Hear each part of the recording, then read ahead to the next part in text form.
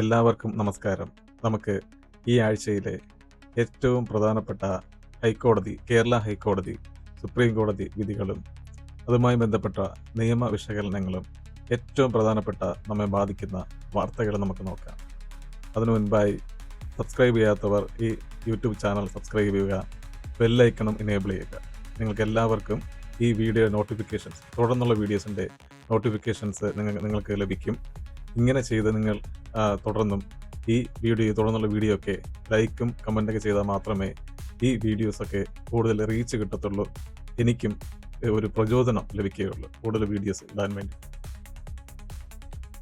വിവാഹിതരായ പുത്രിമാർക്ക് compassionate appointment, അതായത് കരുണാ നിയമത്തിൽ നിന്നും ഒഴിവാക്കാനാകില്ല സുപ്രീം കോടതി.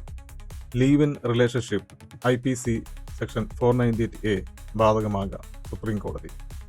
അപകടത്തിൽ പരിക്കേറ്റ കുട്ടിയുടെ നഷ്ടപ്പെട്ട ഭാവിക്കും നഷ്ടപരിഹാരം നൽകണം സുപ്രീം കോടതി. ചെക്കിൽ വ്യത്യസ്ത മഷി ഉപയോഗിച്ചുകൊണ്ട് മാത്രം അസാധുവാകില്ല കേരള ഹൈക്കോടതി. ഉള്ളുരുകി രാജേഷിന്റെ കുടുംബം, അതിതീവ്ര മഴയ്ക്ക് സാധ്യത. BJP പ്രതിഷേധവുമായി ബന്ധപ്പെട്ട് സോഷ്യൽ മീഡിയ ഉള്ളടക്കങ്ങൾക്കെതിരെ കേന്ദ്ര നടപടി. UPI സേവന ഉപയോക്താക്കൾക്ക് തുടർന്ന് ഫീസ് ഈടാക്കുന്നതുമായി ബന്ധപ്പെട്ടുള്ള വാർത്ത. ഗ്യാസ് സിലിണ്ടറുകൾക്ക് ആധാർ അധിഷ്ഠിത KYC പൂർത്തിയാക്കുക. നീറ്റ് ചോദ്യപേപ്പർ ചോർച്ച, CBI കുറ്റപത്രം സമർപ്പിച്ചു. കേരള തീരങ്ങളിലെ ബോട്ട് അപകടങ്ങളിൽ കാണാതായ മത്സ്യത്തൊഴിലാളികളുടെ തിരച്ചിൽ നടക്കും. വിവാഹിതരായ പുത്രിമാർക്കും കമ്പാഷനേറ്റ് അപ്പോയിൻമെൻറ്റ്, അതായത് കരുണാ നിയമത്തിന് അർഹതയുണ്ട് സുപ്രീം കോടതി. നമുക്കെല്ലാവർക്കും അറിയാവുന്നതുപോലെ വിവാഹം കഴിഞ്ഞ് പോയാലും, പ്രത്യേകിച്ച് സുപ്രീം കോടതി ഇതിൽ വ്യക്തമാക്കിയിരിക്കുന്നത്, ഈ വിധിയിൽ വ്യക്തമാക്കിയിരിക്കുന്നത്, ആ മാതാപിതാക്കളുമായിട്ടുള്ള ബന്ധം നഷ്ടപ്പെട്ടു പോകുന്നില്ല പുത്രിമാർക്ക്. അതുകൊണ്ട് തന്നെ അവർക്ക് ഈ കമ്പാഷനേറ്റ് അപ്പോയിൻമെൻറ്റിനുള്ള, അതായത് സർക്കാർ ജോലികളിൽ അപ്പോയിൻമെൻറ്റിനുള്ള അവർക്ക് അതിനുള്ള അർഹത ഉണ്ട് എന്നാണ് സുപ്രീം കോടതി പറഞ്ഞിരിക്കുന്നത്. Live in relationship IPC section 498A ബാധകമാകാം സുപ്രീം കോടതി. അപ്പോൾ നമുക്കറിയാം, ഇപ്പോൾ കൂടുതൽ കണ്ടുവരുന്നത് ഈ ലീവ് ഇൻ റിലേഷൻഷിപ്പാണ്. ഒരുമിച്ച് താമസിക്കുന്നു, രണ്ടുപേർ ഒരുമിച്ച് താമസിക്കുന്നു, അതുമായി ബന്ധപ്പെട്ടുള്ള കാര്യങ്ങൾ. അപ്പോൾ ഈ സാഹചര്യങ്ങളിൽ സുപ്രീം കോടതി വ്യക്തമാക്കിയത് 498A IPC ഇതിൽ പറയുന്നത് ഹസ്ബൻഡ് റിലേറ്റീവ്സും ഈ സ്ത്രീക്കെതിരെ ചെയ്യുന്ന ക്രൂരതകളാണ്. അപ്പോൾ ഇത് സാധാരണയായി മേരീഡായിട്ടുള്ള കപ്പിൾസിനാണ് ഇത് ബാധകം വരുന്നത്. ഈ ഒരു നിർണായക വിധിയിൽ സുപ്രീം കോടതി വ്യക്തമാക്കിയിരിക്കുന്നത് ലീവ് ഇൻ റിലേഷൻഷിപ്പിലായിരിക്കുന്ന അവർക്കും ഇത് ബാധകമാണ്. അതിന് ചില കണ്ടീഷൻസ് ഉണ്ട്. പരസ്പര സമ്മതത്തോടായിരിക്കണം ഈ ബന്ധം നിലനിർത്തുന്നത്. തുടർന്നും വിവാഹം കഴിക്കാം എന്ന ഉറപ്പതിലുണ്ടായിരിക്കണം. ആ രീതിയിലായിരിക്കണം ഈ ബന്ധം മുന്നോട്ട് പോവേണ്ടത്. അങ്ങനെയെങ്കിൽ മാത്രമേ ഈ സെക്ഷൻ ബാധകമായി വരത്തുള്ളൂ എന്ന് സുപ്രീം കോടതി വ്യക്തമാക്കിയിട്ടുണ്ട്. അപകടത്തിൽ പരിക്കേറ്റ കുട്ടിയുടെ നഷ്ടപ്പെട്ട ഭാവിക്കും നഷ്ടപരിഹാരം നൽകണം സുപ്രീം കോടതി. ഇതൊരു നിർണായക വിധിയാണ്. സാധാരണയായി ഈ MACT കേസസിൽ, ആക്സിഡൻ്റ് കേസസിൽ കണ്ടുവരുന്നത്, ആക്സിഡൻ്റ് ആവുന്ന ആൾക്ക് അയാളുടെ ഇൻകം നോക്കും. അയാൾക്ക് ആ ഇൻകമായി ബന്ധപ്പെട്ട് ഭാവിയിൽ എന്താണോ ആ ഒരു ഇൻകം നഷ്ടപ്പെടുന്നത്, അയാൾക്കുള്ള വരുമാനം നഷ്ടപ്പെടുന്നത്, അയാളുടെ ഭാവി എങ്ങനെയൊക്കെ ബാധിക്കും, അതുമായി ബന്ധപ്പെട്ടാണ് ഇയാൾക്ക് കിട്ടേണ്ട ആ തുക കോടതി കണക്കാക്കുന്നത്. പക്ഷേ ഈ സാഹചര്യങ്ങളിൽ കോടതി പറഞ്ഞിരിക്കുന്നത്, ഈ കുഞ്ഞിനും ഒരു ഭാവിയിൽ, പ്രത്യേകിച്ച് ഈ ഒരു വലിയൊരു ബുദ്ധിമുട്ടുണ്ടാകുമ്പോൾ, ഡിസബിലിറ്റി ഉണ്ടാകുമ്പോൾ ഭാവിയിലും വലിയൊരു നഷ്ടം സംഭവിക്കാം. കുഞ്ഞിന് തുടർന്ന് വലുതാകുമ്പോൾ ഏണിംഗ് കപ്പാസിറ്റി കുറയാം. അപ്പോൾ ഈ കുഞ്ഞുമായി ബന്ധപ്പെട്ട് വരുന്ന ഡിപ്പെൻഡൻ്റ് ചെയ്യുന്ന ആൾക്കാരുണ്ട്. അവർക്ക് ഈ കുഞ്ഞിൽ നിന്ന് കിട്ടേണ്ട ആ ആനുകൂല്യങ്ങളും ആ സഹായങ്ങളൊന്നും കിട്ടുകയില്ല. തുടർന്ന് ഈ കുഞ്ഞിനും വലിയ ബുദ്ധിമുട്ടുകളുണ്ടാകും. അപ്പോൾ ഈ എല്ലാ കാര്യങ്ങളും പരിഗണിച്ചാണ് സുപ്രീം കോടതി ഈ നിർണായക വിധി പറഞ്ഞിരിക്കുന്നത്. അടുത്ത പ്രധാനപ്പെട്ട വിധിയായി വന്നിരിക്കുന്നത് കേരള ഹൈക്കോടതിയുടെ വിധിയാണ്. ചെക്കിൽ വ്യത്യസ്ത മഷി ഉപയോഗിച്ചത് കൊണ്ട് മാത്രം ആ ചെക്ക് അസാധുവാകില്ല എന്ന നിർണായകമായ വിധിയാണ്. ഇവിടെ സംഭവിച്ചിരിക്കുന്നത്, ട്രയൽ കോടതികൾ ഇവിടെ ഈ പ്രതിയെ കുറ്റവിമുക്തനാക്കി. സാധാരണയായി ആയിട്ട് നെഗോഷ്യബിൾ ഇൻസ്ട്രുമെൻറ്റ്സ് ആക്ട് പ്രകാരം ചെക്ക് കേസുകൾ ഫയൽ ചെയ്യാൻ സാധിക്കുന്നതും തുടർന്നുള്ള വാദപ്രതിവാദങ്ങൾ നടക്കുന്നതും. അപ്പോൾ കംപ്ലൈനൻ്റ് കേസ് ഫയൽ ചെയ്യുന്ന ആൾക്ക് നിയമാനുമാനങ്ങളിൽ കോടതി അയാൾക്ക് അനുകൂലമായ നിയമാനുമാനങ്ങളിൽ കോടതിക്ക് എത്തിച്ചേരാം.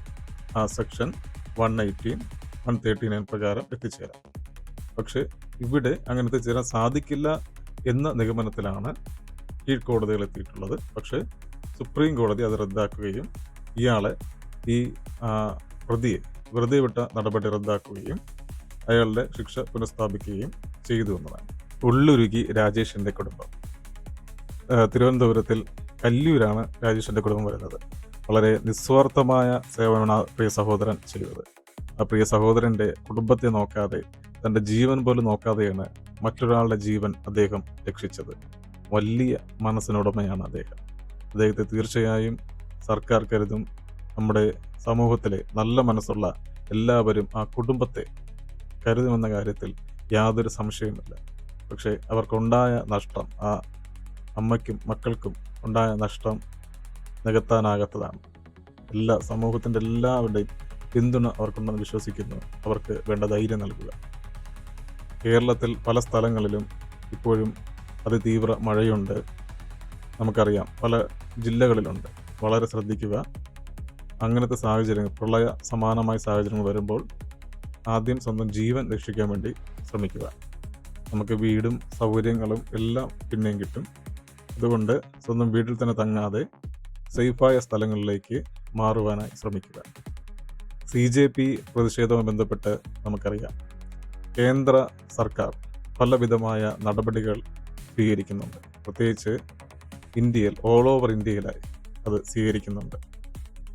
അവർക്കെതിരെ, പ്രധാനമന്ത്രിക്കെതിരെ അല്ലെങ്കിൽ കേന്ദ്ര നയങ്ങൾക്കെതിരെ പ്രതിഷേധിക്കുന്നു അല്ലെങ്കിൽ പറയുന്നു എന്ന ഒരു അഭിപ്രായ സ്വാതന്ത്ര്യത്തിനെ ഹനിച്ചുകൊണ്ടാണ് ഈ നടപടികൾ വരുന്നത്. അവരുടെ ന്യായീകരണത്തിൽ എല്ലാ അക്കൗണ്ടും സസ്പെൻഡ് ചെയ്യുന്നില്ല, നടപടി എടുക്കുന്നില്ല എന്നാണ് ന്യായീകരണം. പക്ഷേ വരും ദിനങ്ങളിൽ നമുക്ക് എന്താണ് വാസ്തവമെന്ന് നമുക്ക് കാണുവാനായിട്ട് സാധിക്കും. UPI സേവനത്തിന് ഫീസ് വരുന്നു എന്ന വാർത്ത നാം എല്ലാവരും കേട്ടല്ലോ. ഇപ്പോൾ കേന്ദ്ര സർക്കാരിൻ്റെ ഭാഗത്തു നിന്ന് വന്നിരിക്കുന്ന ന്യായീകരണം എന്നത് എല്ലാവർക്കുമില്ല. വൻകിട ബിസിനസ്സുകാർക്ക് മാത്രമേ ഈ ഒരു റെസ്ട്രിക്ഷൻ, ഈ നിയന്ത്രണം അല്ലെങ്കിൽ ഈ ഒരു ഫീസ് വരികയുള്ളൂ എന്നാണ് ഇപ്പോൾ വരുന്ന വാർത്തകൾ. നമുക്ക് ഭാവിയിൽ എങ്ങനെയാണെന്ന് കണ്ടു തന്നെ അറിയേണ്ടതായിട്ട് ഉണ്ട്. ഗ്യാസ് സിലിണ്ടറുകൾക്ക് ആധാർ അധിഷ്ഠിത eKYC പൂർത്തിയാക്കുക. അതെല്ലാവരും ശ്രദ്ധിക്കുക. പ്രത്യേകിച്ച് ഈ വരുന്ന 16-ാം തീയതി വരെ മാത്രമേ അതുള്ളൂ. ആരും മറക്കാതെ ഇതിൻ്റെ അപ്ഡേറ്റ്സ് കാര്യങ്ങൾ ചെയ്യുക.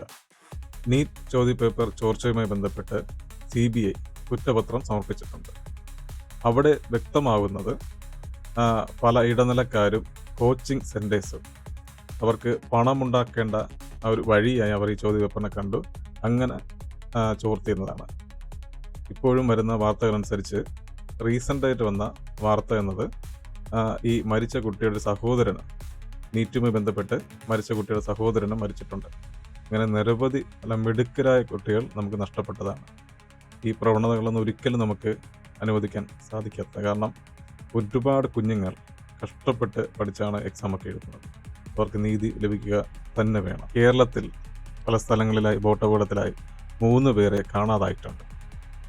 ഗൗതം, ഷിജിൻ, ജോൺ എന്നിവർ. ആ കുടുംബത്തിൻ്റെ ആ ഒരു കണ്ണീരൊക്കെ വളരെ നമുക്ക് കണ്ടു നിൽക്കാൻ സാധിക്കാത്ത സാഹചര്യമാണ്. വളരെ പരിതാപകരമാണ് അവരുടെ കാര്യം. എന്താണ് അവരുടെ കുടുംബാംഗങ്ങൾക്ക്, മക്കൾക്ക് അല്ലെങ്കിൽ പിതാവിന് സംഭവിച്ചതെന്നറിയാതെ വിറങ്ങലിച്ച് നിൽക്കുന്ന ഒരു കുടുംബമാണ് അവർ.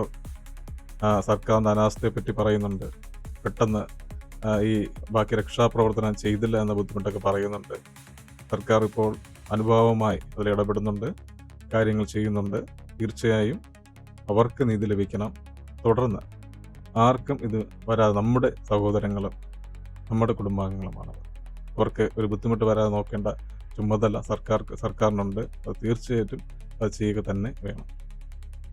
നിങ്ങളെല്ലാവരും വീഡിയോ കണ്ടതിന് നന്ദി. സബ്സ്ക്രൈബ് ചെയ്യാത്തവർ എൻ്റെ ചാനൽ സബ്സ്ക്രൈബ് ചെയ്യുക. ബെല്ലൈക്കൺ എനേബിൾ ചെയ്യുക. നിങ്ങൾക്ക് തുടർന്നും വീഡിയോസ് നോട്ടിഫിക്കേഷൻസിലൂടെയൊക്കെ ലഭിക്കും. ലൈക്കും കമൻറ്റൊക്കെ ചെയ്യുക. എന്നാലേ കൂടുതൽ റീച്ച് കിട്ടുകയുള്ളൂ, എനിക്കും പ്രചോദനം കിട്ടുകയുള്ളൂ. നമുക്ക് അടുത്ത ആഴ്ച കാണാം. എല്ലാവർക്കും